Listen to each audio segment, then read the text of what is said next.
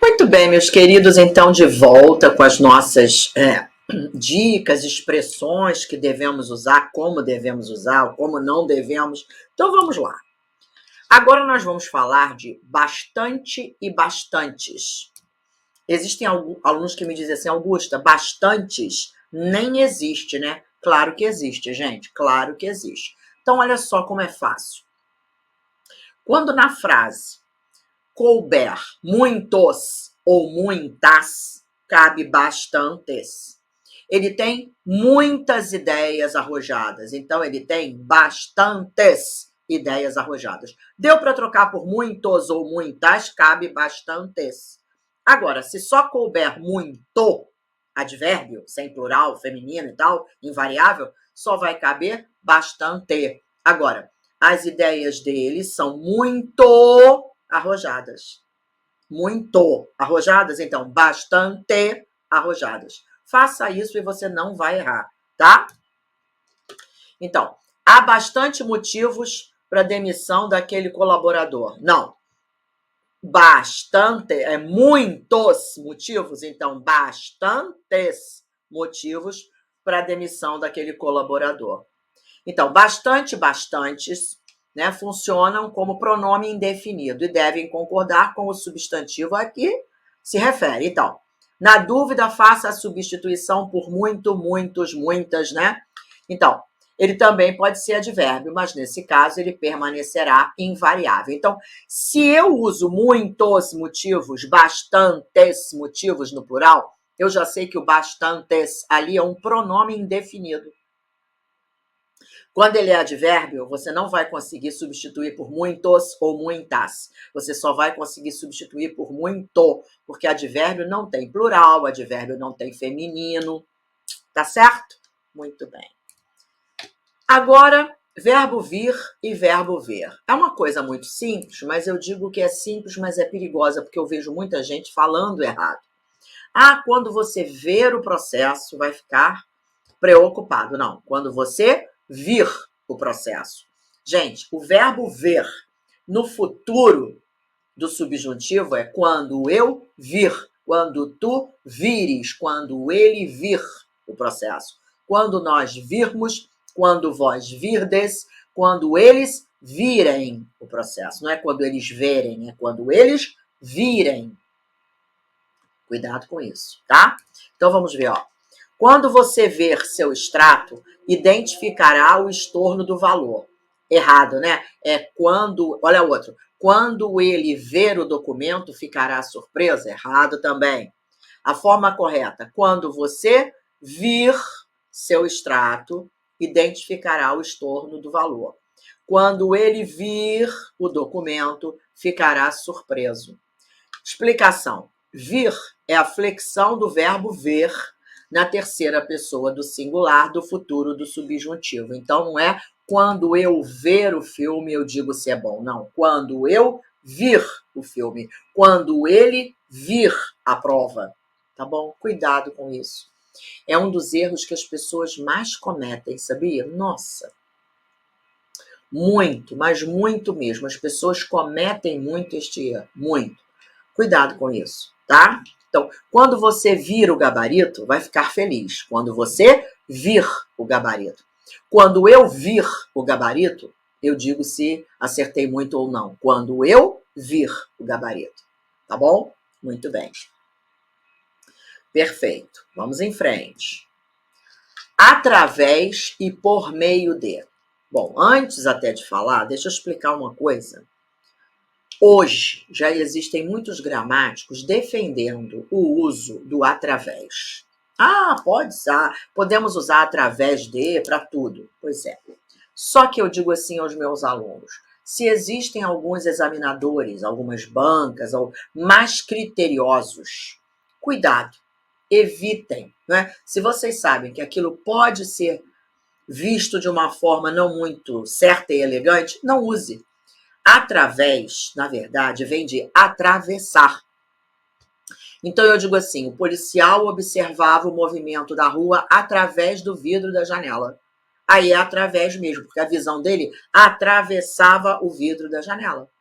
Agora, a equipe venceu através dos gols de fulano. Não, não foi por dentro de alguma coisa, não foi atravessando alguma coisa. Então, a melhor opção é a equipe venceu por meio dos gols de fulano, ou com os gols de fulano. Com uma explanação perfeita, o advogado nos convenceu. Com uma explanação, por meio de uma explanação perfeita, não através de uma explanação. Repito, não está errado isso para muitos gramáticos hoje, mas eu aconselho aos meus alunos o seguinte: se vai escrever um texto para ser avaliado, evite, use no caso, né, por meio de ou com. Se não é atravessando alguma coisa, não use o através de. Pronto, é mais fácil você ficar prevenido, tá bom? Muito bem. Então, ó, o cliente soube da alteração através do e-mail. Tá vendo? Não é atravessando o e-mail. Então, o cliente soube da alteração por meio do e-mail. Pronto. Por meio significa por intermédio de alguma coisa, né? A locução através de expressa uma ideia de atravessar alguma coisa. Então, ele olhou através da janela, como eu disse. Aí sim, a visão dele atravessava o vidro da janela. Aí tudo bem. Ok? Muito bem. Ai, meus amores, agora vamos aproveitar e falar um pouquinho de pontuação. Todo mundo diz assim, Augusto, eu tenho uma dificuldade com pontuação, eu nunca sei se tem vírgula, se não tem vírgula, se está certa, se está errada. Bom, então vamos nos lembrar de duas regras básicas de pontuação que dizem o seguinte: não, olha bem, não podemos usar vírgula, não é uma questão de opção, é regra. Não podemos usar vírgula separando o sujeito do seu predicado. Nunca. É erro grosseiro. Então, se você pôs assim, o acusado, vírgula, se dirigiu à delegacia para depor ontem. O acusado, vírgula, se dirigiu à delegacia, errei gravemente, porque eu separei o sujeito acusado do predicado, se dirigiu à delegacia. Então tem que ser sem vírgula, claro que sim, tá certo? E a outra regra básica também é o seguinte: não podemos separar o verbo dos seus objetos, dos seus complementos. Então guarda, não posso separar o sujeito do seu predicado por vírgula e não posso separar o verbo dos seus objetos, dos seus complementos por vírgula. Ok? Então vamos ver. O gerente de marketing copiou as informações. Olha aqui, quem copiou as informações? O gerente de marketing é o sujeito. Olha o erro aqui, a vírgula separando o sujeito do verbo, do predicado. Então, o certo é o gerente de marketing copiou as informações sem vírgula. Muito bem. A vírgula é um sinal de pontuação que marca uma pausa de curta duração. É usada para separar termos dentro de uma oração ou orações dentro de um período, mas nunca deve ser colocada entre o sujeito e o verbo, entre o verbo e os seus complementos. Nunca. Aí será erro grave de pontuação. O que acontece às vezes é que o aluno muitas vezes escreve uma frase longa demais. Eu sempre digo isso, cuidado com os períodos muito longos. Quando o seu período é frase, quando o seu período é muito longo, 4 linhas, uma frase só. Você às vezes se perde quem é quem ali, né, dentro da frase, e você acaba colocando uma vírgula muitas vezes que você não percebeu que separou o seu sujeito do seu verbo, do seu predicado. Então, cuidado com os períodos muito longos, tá bom? Muito cuidado. Ok. Agora vamos falar imprimido, impresso. Deixa eu explicar o que é isso. Existem verbos na língua portuguesa que são chamados de verbos abundantes. O que é verbo abundante, Augusta? É verbo que tem mais de um particípio. Augusta, eu não me lembro nem do que é particípio. Vamos lembrar. Particípio é assim: cantado, falado, vendido, escrito, bebido, comprado. Particípio dos verbos. Existem verbos que têm 2 particípios, o regular e o irregular. Vou dar um exemplo. Qual é o particípio do verbo imprimir? Imprimido. Não, imprimido não existe. Existem dois, imprimido e impresso. Qual o particípio do verbo eleger? Elegido e eleito. Elegido e eleito. Dois. Aceitar. Aceitado e aceito. Só que eu não posso usar como eu bem entender. Não. Quando eu usar os verbos ter ou haver como auxiliares, eu tenho que usar o particípio regular. Imprimido, elegido, aceitado. Quando eu usar ser ou estar como verbos auxiliares, aí eu uso o particípio irregular. Impresso, eleito, aceito. Vou dar um exemplo.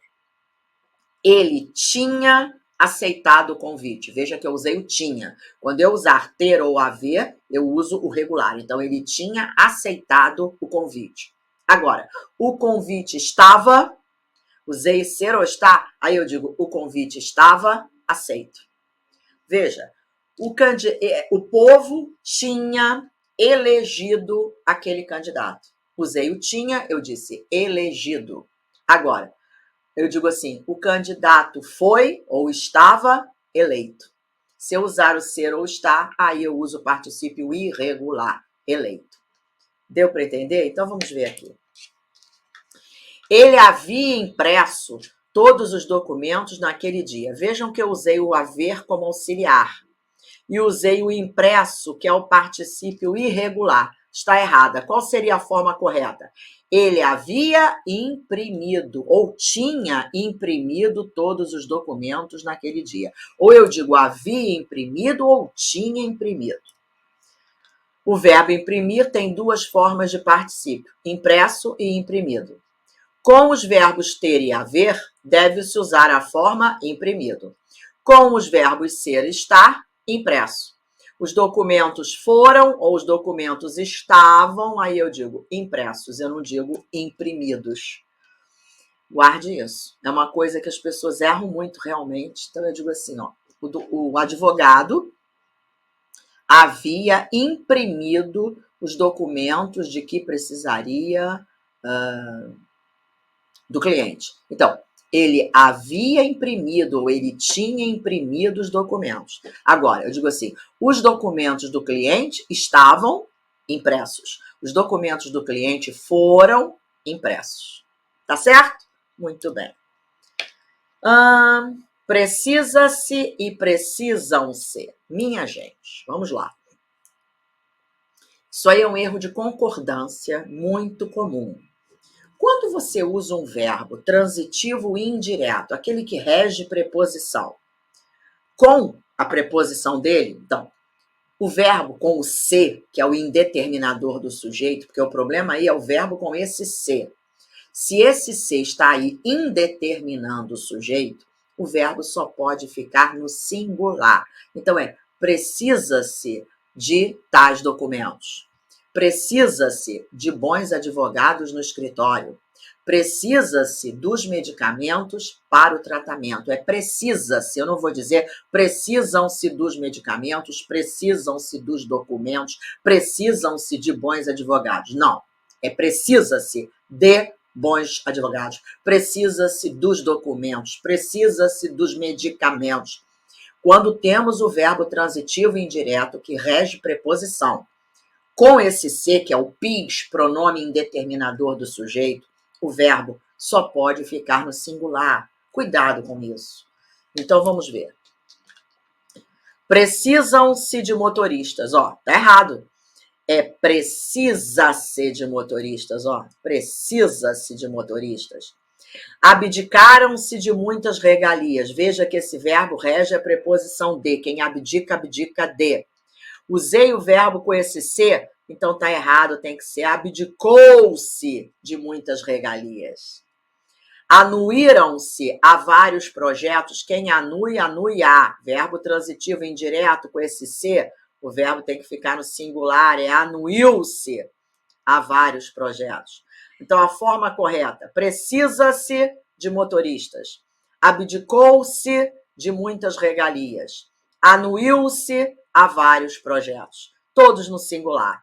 A explicação, nesse caso, a partícula se tem a função de tornar o sujeito indeterminado. É o que a gente chama de pronome indeterminador do sujeito. Lembra? PIS. Muito bem. Então, sempre que eu usar esse se indeterminador do sujeito, o verbo fica no singular. Então, quando isso ocorre, o verbo permanece no singular. Augusta, mas eu digo assim, ouviram-se as queixas do cliente. Por que aí é ouviram-se? Presta atenção. Primeiro, o verbo ouvir não é transitivo e indireto, ele não rege preposição nenhuma.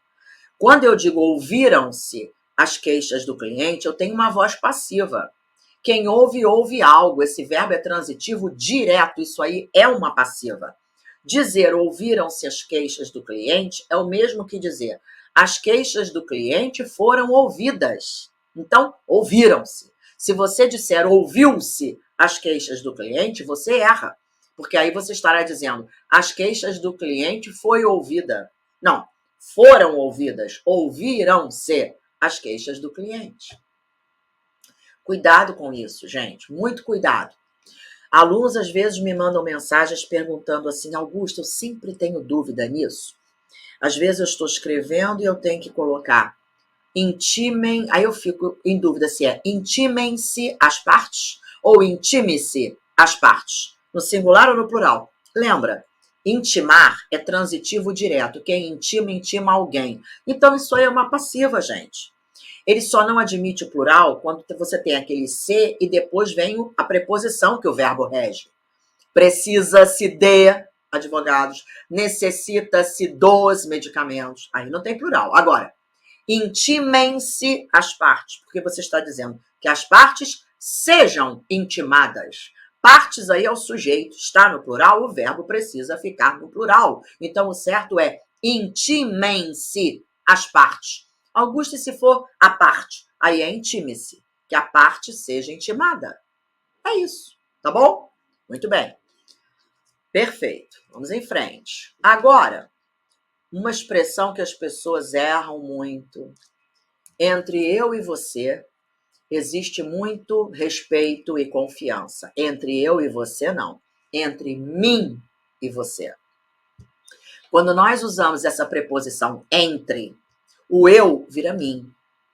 Se fosse tu, seria ti. Entre mim e ti. Entre mim e você. Eu não digo entre eu e você, ou entre você e eu. O eu vai virar mim. E as pessoas erram muito isso, né? Cuidado. Então, vamos lá. Entre eu e você, há uma sintonia de ideias. Errada. Entre eu e ele, havia grande empatia. Errada. Qual a forma correta? É entre mim e você. Mim e você. Entre mim e ele. Não é entre eu e ele, gente. É entre mim e ele, havia grande empatia. Eu é um pronome pessoal do caso reto e só pode ser usado na posição de sujeito, gente. Ou seja, antes de um verbo no infinitivo ou no conjugado. Então, como no caso, não há nada entre eu pagar e você usufruir também. Augusta, mas aqui tem o entre. Presta atenção, mas olha o sentido da frase. Nesta frase, o eu é o sujeito do pagar e o você é o sujeito do usufruir. Se eu aí é sujeito do pagar, eu não posso dizer mim pagar. Pronome oblíquo aí, mim, não assume função de sujeito. Então, entre eu pagar e você usufruir, existe. Entendeu? Agora, entre mim e você, existe a empatia. Entre mim e você. Entre eu viajar de avião e viajar de ônibus, opto pelo avião. Entre eu viajar, porque aí o eu é o sujeito do viajar, é diferente.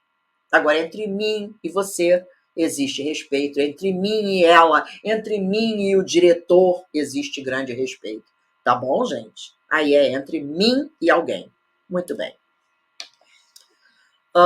Agora vamos falar do senão junto e do senão separado. Bom esse, hein, gente? Bom, vamos lá. Senão junto. Sempre que você puder trocar o senão, você lê a frase, ficou em dúvida, né?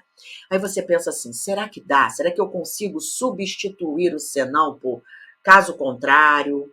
Ou melhor, a não ser que, se não ele, né? Com exceção dele, deu para trocar. Então é junto. Exemplo, se não ele, quem poderá me substituir na reunião? Aí você fica em dúvida como escrever esse senão. Aí você pensa, a não ser ele, com exceção dele, quem poderá me substituir? Dá para trocar por com exceção dele, com exceção dele, ou então a não ser ele, fica perfeito. Então pronto, deu para substituir por com exceção dele, a não ser ele, senão ele junto.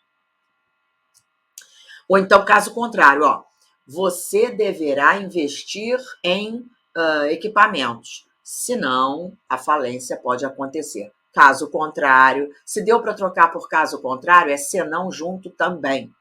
E o senão separado, Augusta? Quando esse se for condição, sinônimo de caso, ele não terá sucesso se não estudar muito. Ele não terá sucesso caso não estude muito. Esse se aí é condição, dá para trocar por caso, então é um senão separado. Se não estudar muito, caso não estude muito. Tá certo? Então vamos ver. É melhor ele comparecer, senão irá perder a vaga. Tá errado. Por que tá errado, Augusta? Pensa comigo aqui.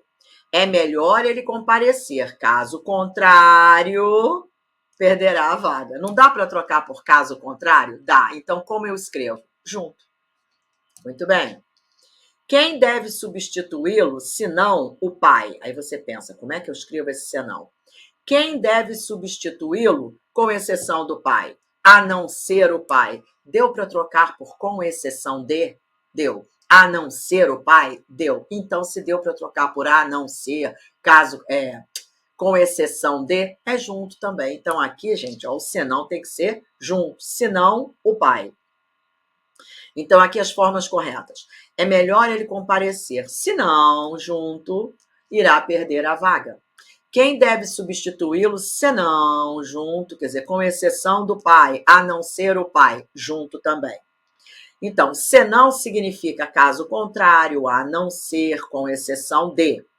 Senão separado é usado no sentido de condição. Se não chover, poderemos sair. Quer dizer, caso não chova, poderemos sair. Qual a condição para que possamos sair? Condição, que não chova. Então, quando temos a ideia de condição, o senão separado. Tá bom? Muito bem. Agora, deu tantas horas ou deram tantas horas. Vamos lá, gente. Deu 10 horas da noite e ele ainda não chegou. Tá errado. Deram 10 horas, concordando com o 10. Deram 10 horas da noite e ele ainda não chegou. A explicação. Os verbos dar, bater, soar, concordam com as horas. Então, quando eu estiver falando de horas e usar esses verbos, eu digo deram 10 horas, bateram 10 horas, soaram 10 horas no relógio da sala. Aí eu concordo com a hora, tá bom? Muito bem.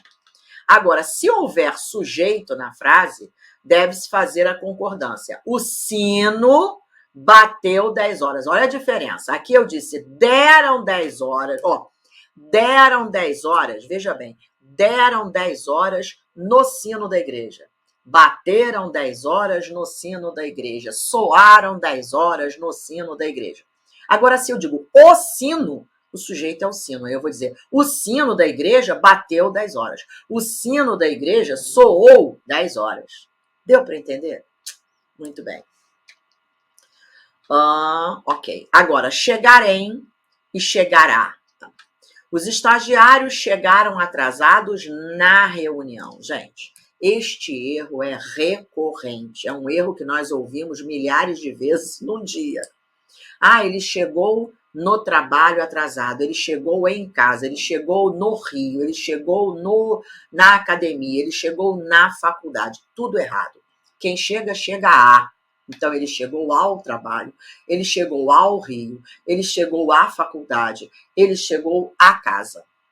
Agora, Augusta, mas eu também já ouvi chegou de e estava certo. Claro, só muda o sentido. Se eu digo ele chegou ao Rio, ele chegou a São Paulo, é um sentido. Se eu digo ele chegou do Rio, ele chegou de São Paulo, aí eu estou dizendo que ele está vindo do Rio, está vindo de São Paulo, é outro sentido. Então você pode realmente dizer chegou ao Rio ou chegou do Rio, só que o sentido muda, né, gente?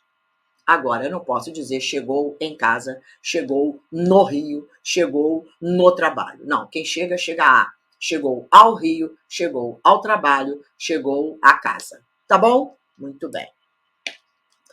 Então, a forma correta é os estagiários chegaram atrasados à reunião. E por que tem crase, Augusta? Porque quem chega, chega a, preposição. Antes de reunião, eu uso o artigo definido a. Então, a mais a, os dois se fundem, chegaram à reunião com crase. Ok. Verbos de movimento exigem a preposição a, não é? Muito bem. Agora, então, vamos falar disso aqui, residente à rua tal. Este erro é muito, muito, muito comum. O pessoal de direito comete esse erro. Ah, o cliente residente à rua tal solicitou que eu acompanhasse seu caso. O cliente residente à rua tal. Não. Quem reside, reside em. Então, o cliente residente na rua tal. Não é a, é na. Em mais a. Cuidado. Então, o erro comum. O correto, entretanto, é residente na rua tal. Tá bom? Muito cuidado com isso, hein? Ou então, ó, a cerimônia, vemos até esse erro em convites de casamento. A cerimônia realizar-se-á no dia tal, na igreja tal, situada à rua tal. Não, situado é em também, situada na rua tal. Não é situada à rua tal, é na rua. Muito bem. Agora, junto ao tribunal. Muitos usam junto a no lugar da preposição em. Assim, escrevem, interpôs o recurso junto ao tribunal, ou resolveu a questão junto ao PROCON. O certo é junto a, então, ou junto de. Então, só pode ser utilizado quando indicar proximidade de. Por isso, o correto é, ele interpôs o recurso no tribunal. Resolveu a questão no PROCON, não é junto ao PROCON. Parece que aqui é o PROCON e aqui uma casinha ao lado, ele resolveu nessa casinha. Não, não é junto, não é no, é junto ao, parece que está ao lado, não é isso, é no PROCON ou com o PROCON. Muito bem. Agora, ajuizar um recurso. Muitos ainda fazem uso do verbo ajuizar quando se trata de recurso. O adequado, contudo, é interpor, tá, minha gente? Essa história do uso adequado dos verbos, né? Fiquem muito atentos a isso. Às vezes o aluno usa um verbo que não é o adequado para aquele contexto, para aquela situação. Então, aqui, por exemplo, o correto é interpor um recurso. Muito bem. Vamos ver. Essa corte. Para fazer referência à corte em que se está, o adequado é o pronome esta. Lembra que eu falei daquela história de momento presente, de proximidade? Se você está naquela corte, você tem que dizer esta corte. Neste dia, este momento, esta corte. Então, olha lá. Já que ele é utilizado quando se deseja referenciar um elemento que está próximo ao locutor. Então, o certo é esta corte. Muito bem. E requer julgamento rápido e que o pedido seja atendido. Isso aí é quebra de paralelismo. Veja que ele disse duas coisas. Requer julgamento rápido, usou um substantivo. E que o pedido seja atendido, usou verbo. Então, ó, a organização da frase é bastante comum, esse tipo de frase. No entanto, não há paralelismo entre as orações, já que um complemento está na forma de nome e o outro na forma de oração. Aqui tem um nome, julgamento, tá vendo? Requer o quê? O julgamento rápido, está na forma de um nome, de um substantivo. E o outro complemento, ele requer o quê? Que o pedido seja atendido. Aí o outro vem na forma de uma oração. Veja que temos até verbo aqui, ó.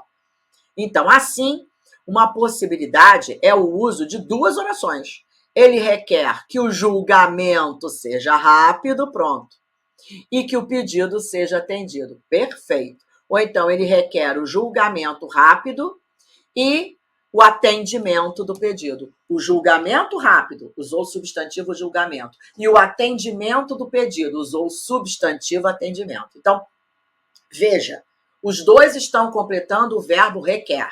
Ele requer duas coisas. Ou você diz as duas coisas na forma de substantivo, requer o julgamento rápido, substantivo julgamento, e o atendimento do pedido, substantivo atendimento. Ok, correto. Ou você usa os dois na forma de oração. Ele requer que o julgamento seja rápido e que o pedido seja atendido. Os dois na forma de oração ou os dois complementos na forma de nome, de substantivo. A mistura, como está aí na frase, é que é o erro. Veja que aqui ele misturou. O primeiro ele colocou na forma de substantivo, o segundo ele colocou na forma de oração. Isso aí é a quebra de paralelismo. Você tem que prestar atenção a isso quando escreve, hein? Os dois na forma de substantivo requer o julgamento rápido e atendimento do pedido. Julgamento e atendimento. Perfeito. Ou então, requer que o julgamento seja rápido, oração, e que o pedido seja atendido, oração. Ou as duas na forma de oração ou as duas na forma de substantivo. Esta mistura, como está aí, é o erro. Tá bom, minha gente? Prontinho. Então, vejam quanta coisa importante nós vimos aí, não é? Espero que tenha sido muito útil para você relembrar essas coisas, porque você precisa dar muita atenção a tudo isso quando você escrever lá no dia da sua prova, tá bom? Então, pronto, até a nossa próxima aula com outras coisas, outras dicas, outros pontos igualmente importantes para que você escreva com correção, com perfeição e não perca pontos na sua questão de português, tá bom? Beijo grande, minha gente, até a próxima.